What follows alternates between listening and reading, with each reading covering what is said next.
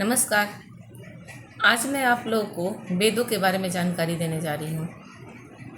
जो संस्कृत में है उसका हिंदी रूपांतरण करके मैं आप लोगों को बताऊँगी। तो आगे बढ़ते हैं हम लोग।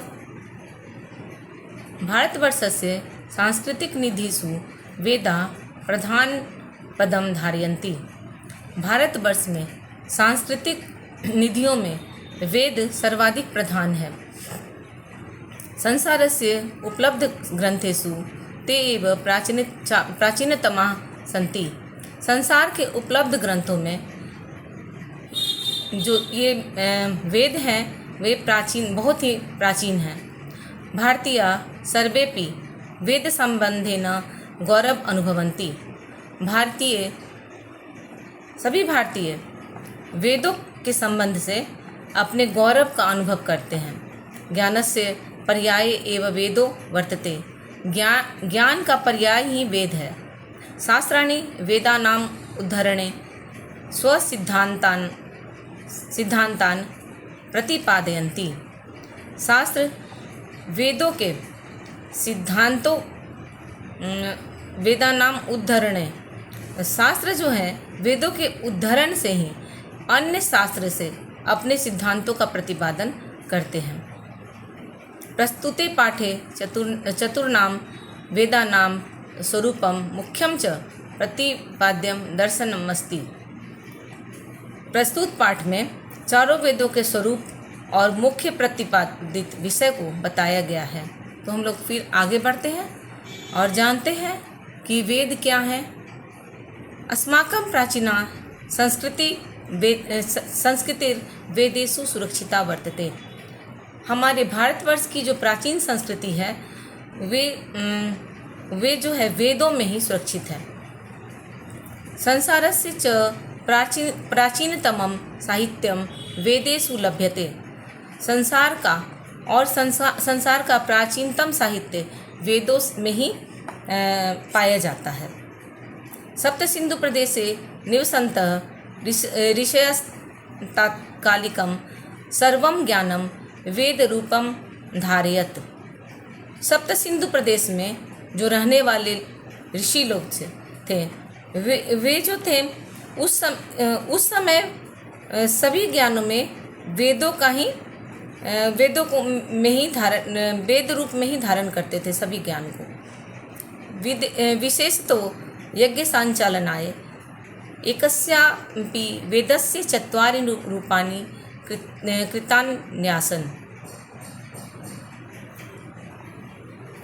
विशेषतः यज्ञ संचालन के लिए एक ही वेद को 4 रूपों में बांटा गया। अतएव चत्वारो वेदा इति परंपरा प्रवृत्ता, और इस तरह से 4 वेद की परंपरा शुरू हुई। ते च वेदा ऋग्वेद यजुर्वेद सामवेद अथर्ववेदश्चेति सन्ति।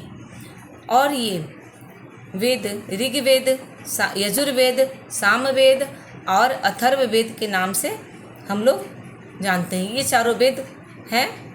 ये चारों वेद ऋग्वेद यजुर्वेद सामवेद और अथर्ववेद हैं। इसको बहुत इम्पोर्टेंट है इसको जानना, और आप लोग सब इसको याद रखिएगा क्योंकि एग्ज़ाम के समय भी पूछा जाता है। हम लोग आगे बढ़ते हैं। ऋग्वेद प्राचीनतमान मंत्रान धारयति। ऋग्वेद जो है प्राचीन मंत्रों को धारण करता है। अतएव इतिहासस्य विद्वांस तस्य महत्वम इतरां मन्यन्ते। हाँ, अतएव मतलब इसलिए इतिहास के विद्वान इसका महत्व और भी अधिक मानते हैं। अयम वेदो 10 मंडलेषु विभक्तः। यह वेद 10 मंडलों में विभक्त है। प्रतिमंडलम च ऋक् समूह रूपाणि सूक्तानि बहूनि विद्यन्ते। प्रत्येक मंडल में ऋक् सूक्त समूह के रूप में ऋक् समूह के रूप में सूक्त बहुत सारे सूक्त हैं। सूक्ता नाम देवता ऋषय छंदासी च पृथक सन्ति। सूक्तों में देवता ऋषि छंद और छंद पृथक हैं, अलग अलग हैं। संपूर्णम ऋग्वेदे 1028 या ऐसे बोल सकते 1028 सूक्तानि, मतलब संपूर्ण ऋग्वेद में 1028 सूक्त हैं और 10,552 ऋचा वर्तन्ते और 10,552 ऋचाएँ हैं। ऋचा एव मंत्रा अपि कथ्यन्ते, ऋचाएँ ही मंत्र भी कही जाती हैं। ऋग्वेदे देवानाम आवाहनार्थम मंत्रा इति कर्मकांडोपयोगः, ऋग्वेद में देवताओं के आवाहन के लिए मंत्रों का उपयोग कर्मकांड में किया जाता है। तो यहाँ तक ऋग्वेद के बारे में हम लोग जानकारी लिए। अब हम लोग पहुँचते हैं यजुर्वेद की तरफ। तो यजुर्वेद में क्या है, हम लोग आगे पढ़ते हैं। यजुर्वेद शुक्ल कृष्ण रूपेण द्विविध, यजुर्वेद जो है दो तरह का है, शुक्ल यजुर्वेद और कृष्ण यजुर्वेद। प्रायः शुक्ल यजुर्वेद एवं उत्तर भागे प्रचलितः, प्रायः शुक्ल यजुर्वेद ही उत्तर भारत में प्रचलित है। तस्मिन् 40 अध्यायाः सन्ति, इसमें 40 मतलब 40 अध्याय हैं। अध्यायेषु अनेके गद्य पद्यात्मका मंत्राः सन्ति, अध्याय में अनेक गद्य और पद दोनों ही तरह के मंत्र हैं। तेषु मुख्यतः विविध कर्म संपादनाय विधयो दर्शिता, इसमें मुख्यतः बहुत सारे कर्म के संपादन के लिए विधि बताई गई है। यजुर्वेदस्य अर्थ एव वर्तते यज्ञवेद, यजुर्वेद का अर्थ ही यज्ञवेद है। प्रचलिते शुक्ल यजुर्वेदे 1975 मंत्राः संकलिताः, प्रचलित शुक्ल यजुर्वेद में 1975 मंत्र संकलित हैं। इसको याद रखिएगा, इम्पॉर्टेंट है, एग्ज़ाम में आएगा आप लोग को कि किस वेद में कितने मंत्र हैं। तो हम लोग पढ़ रहे हैं यहाँ पर शुक्ल यजुर्वेद में 1975 मंत्र संकलित हैं।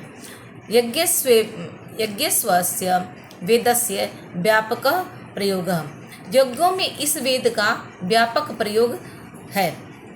अब हम लोग आगे बढ़ते हैं और सामवेद की ओर बढ़ रहे हैं। सामवेद के बारे में जानकारी लेंगे।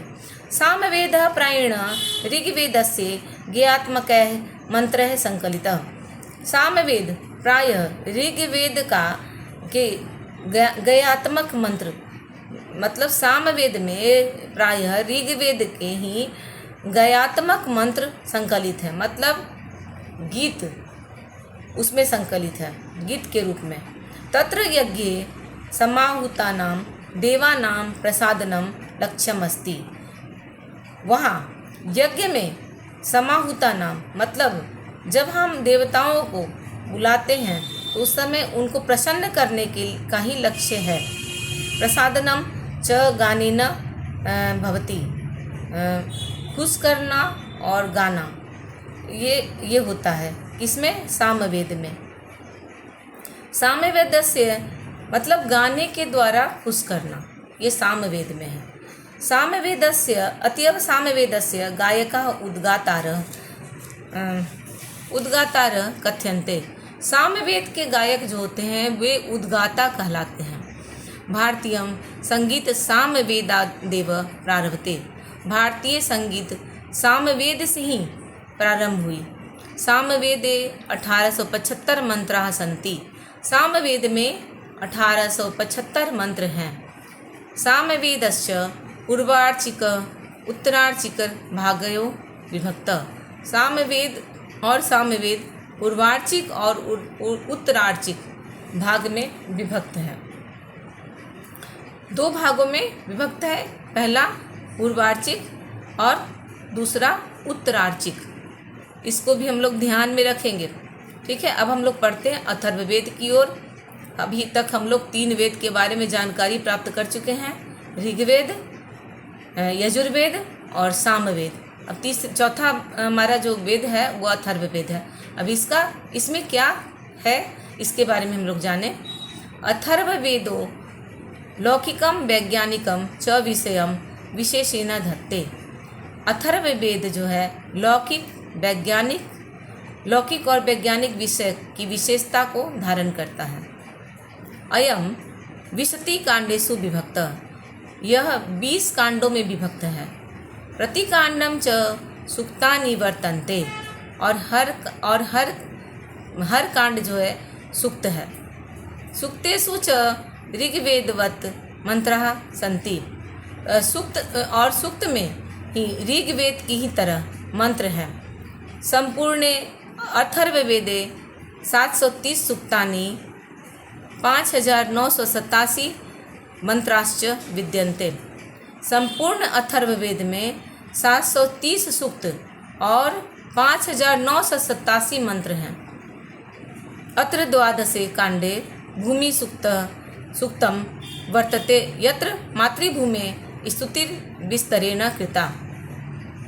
यहाँ 12वें कांड मतलब 12वें कांड में भूमि सूक्त है, जहाँ मातृभूमि की स्तुतिर्विस्तरेण, मातृभूमि की स्तुति जो है विस्तार से की गई है। और आगे हम लोग बढ़ते हैं। एते सर्वे वेदा मंत्राणाम संकलनत्वेन संहिता अपि कथ्यते। इस मंत्रों का संकलन होने के कारण ये सभी वेद संहिता भी कहे जाते हैं। मंत्रों का संकलन है इसमें, इसलिए ये सभी वेद संहिता भी कहे जाते हैं। तदनंतर तद व्याख्या रूपाणी ब्राह्मणानि बहुनी वर्तन्ते कर्म कांड पराणी। तदनंतर मतलब उसके बाद कर्म कांड के लिए उसकी व्याख्या के रूप में अनेकों ब्राह्मण ग्रंथ हैं। कर्म कांड के लिए उसकी व्याख्या के रूप में अनेकों ब्राह्मण ग्रंथ हैं। ठीक है, अब हम लोग आगे बढ़ते हैं। दार्शनिक चिंतन परानी आरण्यकानि शुद्ध दर्शन परा उपनिषदश्च विकसिता। दार्शनिक चिंतन के लिए आरण्यक और शुद्ध दर्शन के लिए उपनिषद विकसित है। ठीक है, सर्वे पेते वेद संहितानां कृते पृथक पृथक सन्ति। और सभी जो हैं अलग अलग हैं। वेद संहिताओं के लिए ये जो हैं अलग अलग हैं।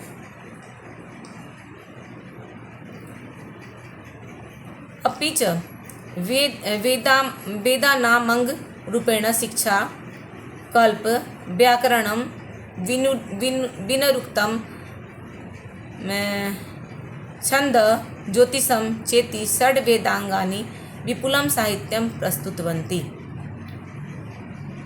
और यह जो है वेदांग जो है वेदांग के रूप में शिक्षा, कल्प, व्याकरण, निरुक्त और छंद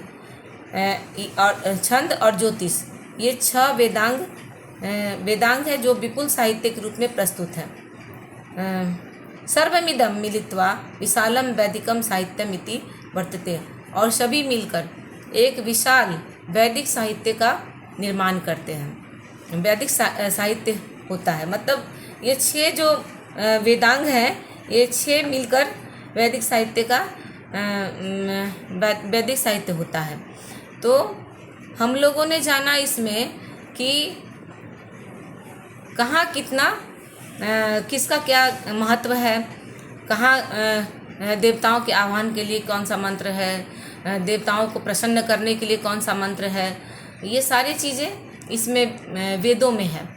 तो सबसे पहले फिर से मैं दोहरा रही हूँ, जो इम्पोर्टेंट है कि वेद कितने हैं। तो वेद 4 हैं, ऋग्वेद, यजुर्वेद, सामवेद और अथर्ववेद। ठीक है, अब संपूर्ण ऋग्वेद में कितने सूक्त हैं और कितनी ऋचाएँ हैं। ऋग्वेद में पहले हम लोग जान लें कि कितने सूक्त और कितनी ऋचाएँ हैं। तो संपूर्ण ऋग्वेद में 10,128 सूक्त हैं और 10,552 ऋचाएँ हैं। ये ऋग्वेद में है, ठीक है। 10,128 सूक्त और 10,552 ऋचाएँ हैं। अब हम लोग आगे बढ़ते हैं यजुर्वेद में। तो यजुर्वेद जो है 2 भागों में बटा हुआ है, शुक्ल यजुर्वेद और कृष्ण यजुर्वेद। और ये जो है गद्य और पद दोनों ही में है यजुर्वेद जो है, ठीक है। और इसमें जो मंत्र हैं ये इसकी शुक्ल यजुर्वेद में मंत्रों की संख्या जो है ये 1975 है, ठीक है। अब हम लोग आते हैं सामवेद की ओर। तो सामवेद में क्या कहता है? सामवेद में कह रहा है कि गयात्मक मंत्र है, ये गयात्मक है। इसमें क्या है कि इसमें जो गाकर और देवताओं को प्रसन्न किया जाता है। कोई भी जैसे गीत हुआ, गाना हुआ, ये सब इस तरह से भजन हुआ, ये सब हम लोग गाकर देवताओं को प्रसन्न करते हैं। ये सब सामवेद के अंतर्गत आता है। और इसमें जो है सामवेद में एक चीज़ और है, जो गाने वाला होता है उसको हम लोग उद्गाता कहते हैं। इसको भी हम लोग ध्यान में रखेंगे कि जो गाने वाला होता है सामवेद को, उसे उद्गाता कहते हैं। और सामवेद में 1875 मंत्र हैं, इस चीज़ को याद रखना है। अब अथर्ववेद की ओर हम लोग आते हैं। तो अथर्ववेद में क्या है? इसमें कहता है कि लौकिक और वैज्ञानिक दोनों ही तरह से इसकी विशेषता है। अथर्ववेद की विशेषता लौकिक भी है और वैज्ञानिक भी है, ये दोनों ही तरह से इसकी विशेषता है। और इसमें जो है कह रहा है कि संपूर्ण अथर्ववेद में 730 सूक्त हैं और 5,987 मंत्र हैं। तो इस तरह से हम लोग मतलब पूरे वेद में चारों जो वेद है उनमें कितने सूक्त और कितने मंत्र है इसके बारे में भी हम लोग ने जानकारी ले ली। अब इम्पोर्टेंट एक और चीज़ है यहाँ पे कि वेदांग, मतलब वेदांग जो है वेदों के अंग रूप जो हैं वो कितने भागों में हैं? तो 6 भाग हैं वेदांग के। वो कौन कौन से हैं? तो शिक्षा, कल्प, व्याकरण, निरुक्त, छंद और ज्योतिष। शिक्षा, कल्प, व्याकरण, निरुक्त, छंद और ज्योतिष, ये 6 हैं वेदांग। तो हम लोगों ने आज वेदों के बारे में जानकारी ली और मैंने बहुत अच्छी तरह से आप लोगों को इसकी जानकारी दी है। आशा करती हूँ कि आप लोग समझेंगे इसे और अपने पढ़ाई के दौरान इसको समझकर और एग्ज़ाम में और अच्छा नंबर लाने का प्रयास करेंगे। तो इसके साथ ही मैं ये चत्वारो वेदा जो अध्याय है इसे मैं समाप्त करती हूँ। धन्यवाद।